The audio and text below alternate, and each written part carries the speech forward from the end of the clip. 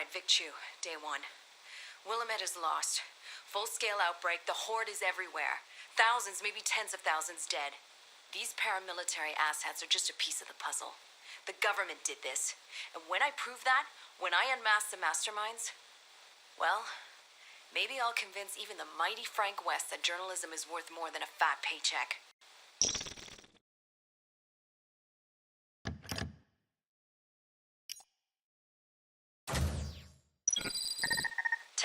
Testing. Alright, just say again what you just told me. Alright,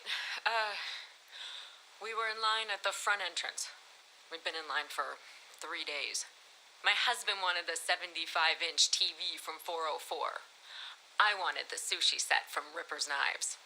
It was like 5 a.m., and then, without any warning, people started screaming. I turned around, and there were people just running in the snow, and some of them were bloody, and I saw zombies. They were grabbing people, and what did you see? Well, I didn't see anything, but I heard something. I felt something. A presence. Something big and powerful. It was in amongst them, throwing people, ripping them apart, and there was this... What? This sound, a roar, or a whimper, or maybe a whine. It was so loud. I remember thinking it was so loud. That's all I remember.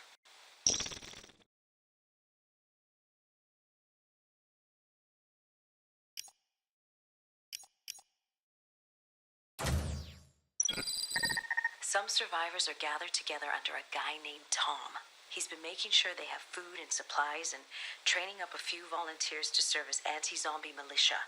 One of Tom's people is a woman named Hammond, who's going to show me around the city. Tom wants me to report back whatever I learn, so he's agreed to provide me with food and shelter while I'm here. Pretty fair trade, I think, since he's living what I'm writing. I'm not here to profit off of his suffering.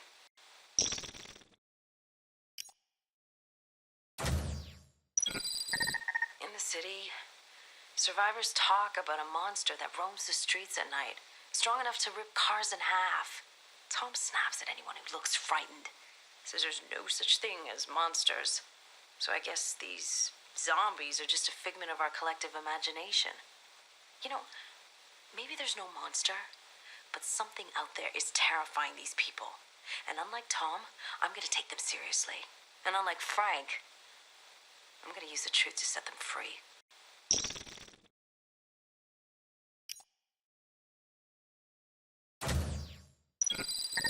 Tom's a lunatic.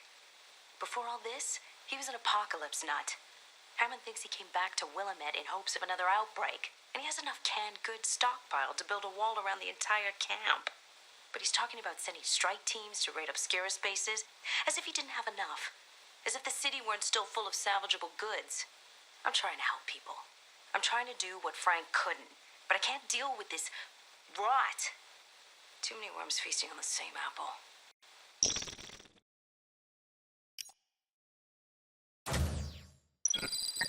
I heard someone rummaging around last night, so I went to check it out. You know, before Tom had them shot. It was a woman. Just a hungry woman. I wanted to give her canned goods, but Tom's already started suspecting me of not playing by his rules. He'd noticed for sure if the inventory were off. But I might have been able to get her in without paying Tom's steep admission fee. I called out to her, but she ran off, looking terrified. I don't blame her. I'm rolling with a pretty bad crowd.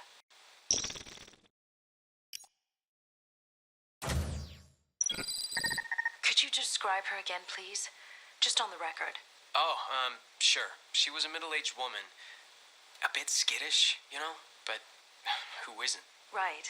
Joe said he recognized her, said she was a doctor from up at the training center. She'd come into town to buy snacks and things during her break.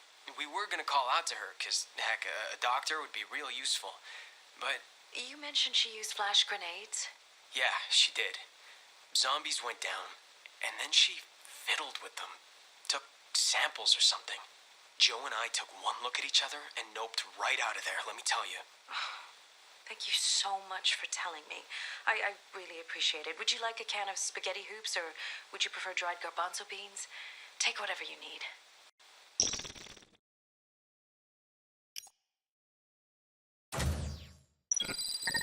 I'm not getting anywhere. And Tom's impossible. He accuses me of hiding things when I don't report. And honestly, I really don't want to tell him anything now. I tried talking Hammond into taking over before he does something profoundly stupid. She actually cares about this city after all. But she says it's better to let him have his way just so he keeps sharing supplies. I'm sick of all men and their egos. Someone's got to put a stop to this. And I need leverage.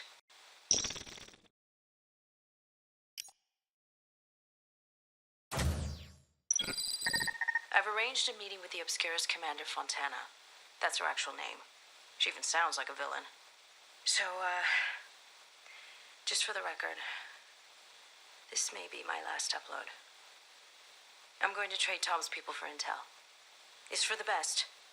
Tom's throwing stones at a hornet's nest, and he's not the only one who's going to get stung.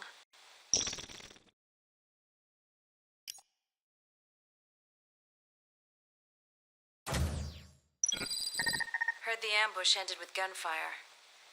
I have no idea if Hammond made it out alive. The end justifies the means, right? Using people as resources to get the next piece of the story? I keep thinking, this is exactly what Frank would do.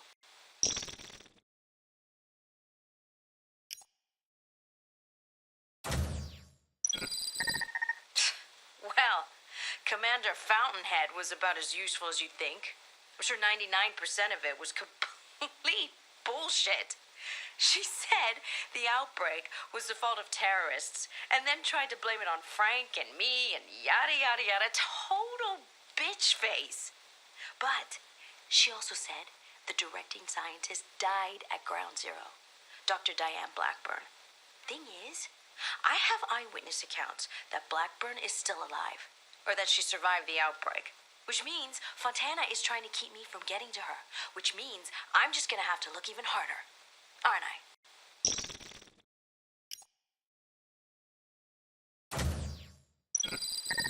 Frank is back in Willamette. And surprise! He brought his stupid smug face with him. You know, for a second I was actually glad to see him. I thought, finally, together we'll make some progress. Once he sees how the people are doing, he'll... You know what? Never mind. Screw that guy.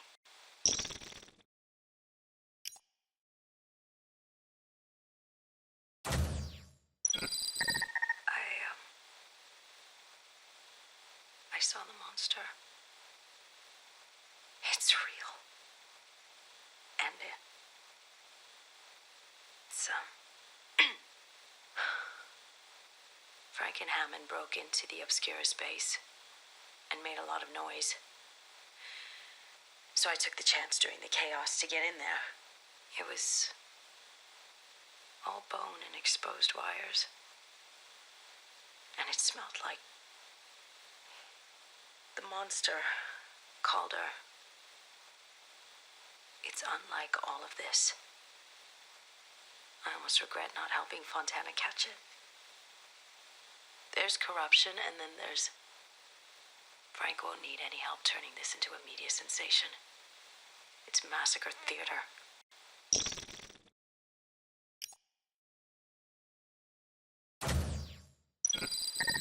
I keep thinking about Calder. Loyal soldier turned zombie on the job, and suddenly all his men, some of them his friends, have to hunt him down like a rabbit hound. They weren't happy about it. I found notes in Fontana's office. She didn't want to kill him, or even turn him over to the Pentagon. She just wanted to cure him. But loyalty is a luxury. And you need a paycheck if you want to afford luxuries.